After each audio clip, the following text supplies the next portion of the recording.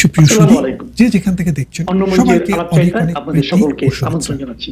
আপনারা হয়তো অনেকেই জানেন সুপ্রিয় সুধী, লন্ডন যে যেখান থেকে হঠাৎই যেন থমকে গেছে, আর যে জায়গাটা থমকে গেছে সে জায়গাটা হলো নিউ ইয়র্ক।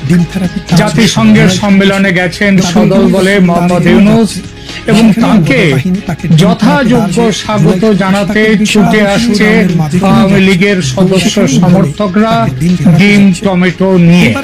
সেই খবরে নজর বাংলাদেশের মেইন স্ট্রিম ও সোশ্যাল মিডিয়া সবার। এছাড়া কোনো দিকে কারো যেন নজরই নেই। এমনকি যে সেনাপ্রধান প্রায় নিয়ম করে নিউজের হেডলাইনে থাকেন তারও কোনো খবর নেই। সেনাপ্রধান যেন হঠাৎই খুব বেশি চুপ করে গেছেন। তার কথাবার্তা, কোথায় আছেন, কি করছেন বিশেষ শোনা যাচ্ছে না। মেইনস্ট্রিম মিডিয়া না হয় ইউনূসের কোলবালিশ হয়ে ক্ষমতার ওম নিচ্ছে, কিন্তু সোশ্যাল মিডিয়া পর্যন্ত চুপ। এটা কি ঝড়ের পূর্ব লক্ষণ? প্রধান উপদেষ্টা ইউনূস 11 দিনের জন্য আমেরিকায়। এর মধ্যে বাংলাদেশের শাসক পরিবর্তনের সম্ভাবনা আদৌ আছে কি? আওয়ামী লীগের ঝটিকা মিছিল কি আরো উগ্র হয়ে উঠবে? ভারত কি নির্ণায়ক কোনো পদক্ষেপ গ্রহণ করবে বাংলাদেশে? নানান প্রশ্ন মানুষের মনে, আর এই বিষয়টি নিয়ে এখনকার আলোচনা। নমস্কার, খবরের অন্তরালের খবর নিয়ে ক্যালকাটা ডায়ালগস থেকে মনোজ দাস বলছি। বাংলাদেশের সেনাপ্রধান জেনারেল ওয়াকারুজ্জামানের সাম্প্রতিক নীরবতা ও রাজনৈতিক স্থিতিশীলতার বিষয়ে যে উদ্বেগ তৈরি হয়েছে মানুষের মনে, তা কিন্তু অমূলক নয়। তবে বর্তমান পরিস্থিতি বিশ্লেষণ করলে দেখা যায় যে মোহাম্মদ ইউনূসের আমেরিকা সফরের সময়কালে বাংলাদেশে রাজনৈতিক পট পরিবর্তনের সম্ভাবনা প্রায় নেই বললেই চলে। কিছু গুরুত্বপূর্ণ উত্তেজনা যদিও রয়েছে। সেনাপ্রধান এই মুহূর্তে কোথায় আছেন, কেন আছেন, কি করছেন, এই খবরটা আদৌ প্রচারিত হয়নি, অন্তত আমার নজরে সেভাবে পড়ে। কেন হয়নি? জেনারেল ওয়াকারুজ্জামান বর্তমানে মালয়েশিয়ায় 14তম ইন্দো প্যাসিফিক আর্মি চিফস কনফারেন্সে অংশ নিতে গেছেন। কোথায় গেছেন?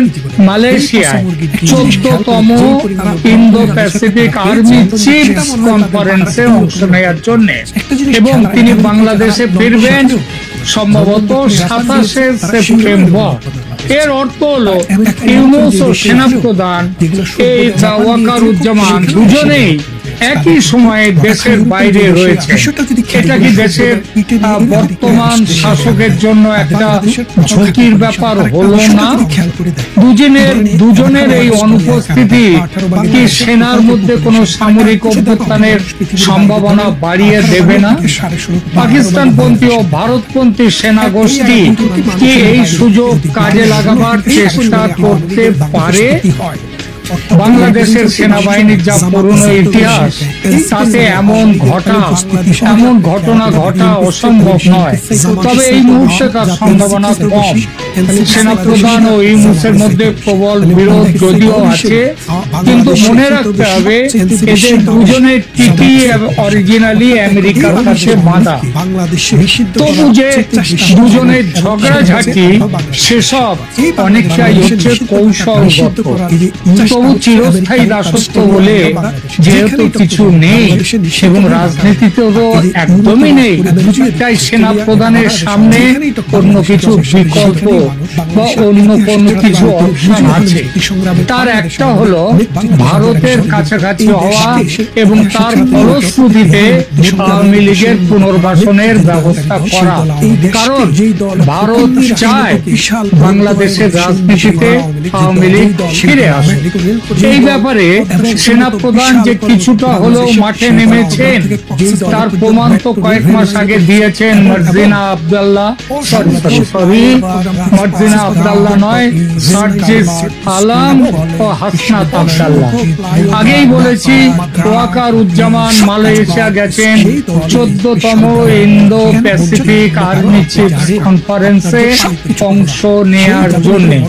একই সঙ্গে তিনি 49তম Indo Pacific army management seminar, যেটার নাম হচ্ছে Indo Pacific army management seminar IPAMS এবং 11তম সিনিয়র এনলিস্টেড ফোরাম, যার সংক্ষিপ্ত কথা হচ্ছে SELF সিনিয়র এনলিস্টেড ফোরাম, এর সম্মেলনে থাকবেন তিনি। এই যে সম্মেলনগুলো হবে এর মূল আয়োজক কিন্তু আমেরিকা যুক্তরাষ্ট্র, মার্কিন যুক্তরাষ্ট্র। কেন এর উদ্যোগ নিয়েছিল আমেরিকা? মার্কিন যুক্তরাষ্ট্রের আর্মি প্রশান্ত মহাসাগরীয় কমান্ড IPACC তার প্রধান উদ্যোক্তা, যারা 1999 সাল থেকে একটি দ্বিবার্ষিক ভিত্তিতে আয়োজন করে আসছে। প্রতিবারই একটি সহ আয়োজক দেশ থাকে, এবার সেই দায়িত্ব নিয়েছে মালয়েশিয়া। পৃথিবীর 28টা দেশ এই সম্মেলনে অংশগ্রহণ করবে বলে প্রত্যাশা। যদিও সকল অংশগ্রহণকারী দেশের সম্পূর্ণ তালিকা এখনো পাওয়া যায়নি, তবে পূর্ববর্তী সম্মেলনগুলো সেখানে যারা অংশ নিয়েছে তাদের ভিত্তিতে এবারও কারা অংশ নেবে সেগুলো বলা যায়। নিশ্চিত অংশগ্রহণকারী দেশ হিসেবে থাকছে বাংলাদেশ আর মার্কিন যুক্তরাষ্ট্র তো এর আয়োজক, মালয়েশিয়া সহ আয়োজক, Bharat, Nepal, Australia, New Zealand, Fiji, Japan, দক্ষিণ Korea, Philippines, Thailand, Singapore, Indonesia, Vietnam, Sri Lanka, Maldives, Brunei, France, যুক্তরাজ্য প্রশান্ত মহাসাগরীয় অঞ্চলের উপস্থিতির কারণে, এছাড়া কানাডা। এই সম্মেলনের অপ্রকাশিত কিন্তু সবচেয়ে গুরুত্বপূর্ণ যে উদ্দেশ্য, এটা স্পষ্ট করে বলা নেই, কিন্তু এটাই হচ্ছে আসল উদ্দেশ্য। সেটা হলো দক্ষিণ চীন সাগরে চীনের ক্রমবর্ধমান আগ্রাসনের বিরুদ্ধে একটি সমন্বিত কৌশল গড়ে তোলা। অর্থাৎ মূলত এই সম্মেলন হচ্ছে চীন বিরোধী, যেখানে যাচ্ছেন ওয়াকারুজ্জামান। এছাড়া এই অঞ্চলের দেশগুলোর মধ্যে প্রতিরক্ষা সহযোগিতা বৃদ্ধি করে চীনা প্রভাব প্রতিরোধ করা, সেটা হচ্ছে এর উদ্দেশ্য। মার্কিন নেতৃত্বে মার্কিন যুক্তরাষ্ট্র এই সম্মেলনের মাধ্যমে ইন্দো প্যাসিফিকে তার নেতৃত্ব বজায় রাখার চেষ্টা করছে। IPACC ইন্দো প্যাসিফিক অঞ্চলের সবচেয়ে গুরুত্বপূর্ণ সামরিক কূটনৈতিক মঞ্চগুলোর একটা, যেখানে স্থল বাহিনীর নেতারা আঞ্চলিক নিরাপত্তা ও স্থিতিশীলতার বিষয়ে আলোচনা করেন এবং এবারও করবেন। 28টা দেশের অংশগ্রহণ এই বুঝিয়ে দেয় এই সম্মেলনের ব্যাপকতা ও গুরুত্ব কতখানি। নয়াদিল্লির সূত্র থেকে জানা যাচ্ছে একটি বিশেষ খবর, এই সম্মেলনের সাইড লাইনে আলোচনায় বসবেন বাংলাদেশের সেনাপ্রধান ওয়াকারুজ্জামান ও ভারতের সেনাপ্রধান। আলোচনা হবে বাংলাদেশের নির্বাচন নিয়ে। সেই নির্বাচনে আওয়ামী লীগের অংশগ্রহণ কি হবে, কেমন ভাবে হবে, এই বিষয়গুলো ওয়াকারুজ্জামানের কাছ থেকে পরিষ্কার করে নেবেন, পরিষ্কার করে তাকে বুঝিয়েও দেবেন ভারতের সেনাপ্রধান। এবং নির্বাচনে কিভাবে নির্বাচন ফ্রি অ্যান্ড ফেয়ার হবে সেসব নিয়েও আলোচনা চলবে। আর শেখ হাসিনার সঙ্গে আরো একটা বড় কথা হচ্ছে, শেখ হাসিনার সঙ্গে ওয়াকারুজ্জামানের সরাসরি কথা, ওয়াকারুজ্জামান সরাসরি কথা বলবেন এখানে। শত্রুতা নিরসনের ব্যবস্থা করে দেবেন ভারতের সেনাপ্রধান। যদিও তার মধ্যে যোগাযোগটা পুরো করে দেওয়ার দায়িত্ব ভারতের জাতীয় নিরাপত্তা উপদেষ্টা অজিত ডোভালের। তিনি এই পুরো প্ল্যানটা তৈরি করেছেন এবং এই যে শেখ হাসিনার সঙ্গে ওয়াকারুজ্জামানের সরাসরি কথা বলা হবে, তার উদ্দেশ্য হচ্ছে শত্রুতা দূর করা, on the basis of forgive and forget. যা হয়েছে ভুলে যান, ক্ষমা করুন, এই হবে মুদ্রা বার্তা। এই উদ্দেশ্য নিয়ে কলকাতার ফোর্ট উইলিয়ামে কমান্ডার্স কম্বাইন্ড কনফারেন্সে আসতে চেয়েছিলেন ওয়াকারুজ্জামান, কিন্তু বাধা দেন মোহাম্মদ ইউনূস। এবার সেই উদ্দেশ্য পূরণ হবে, বাংলা সেনা প্রধানের শেখ হাসিনার সঙ্গে কথা বলবেন এবং ওই কমান্ডার্স কম্বাইন্ড কনফারেন্সে যে কথা হওয়ার কথা ছিল, যে কথাগুলো তার বলার ছিল, সেগুলো এবারে তিনি বলবেন।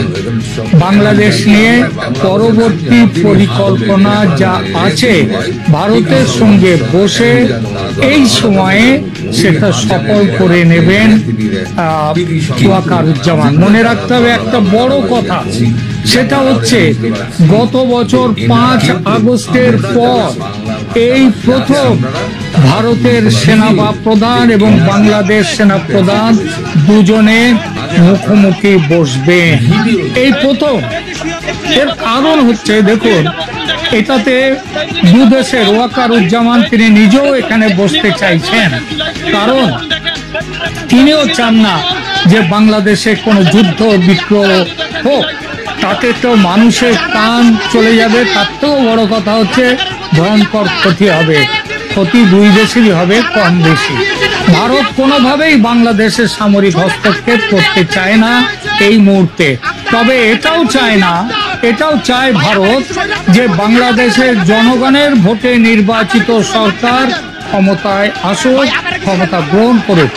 যদি আওয়ামী লীগ আসে তো ভারতের খুবই ভালো, যদি আওয়ামী লীগ নাও আসে, মানুষ যদি অন্য কাউকে চান তারা আসবেন, তাদের সাথে ভারত সম্পর্ক তৈরি করবে।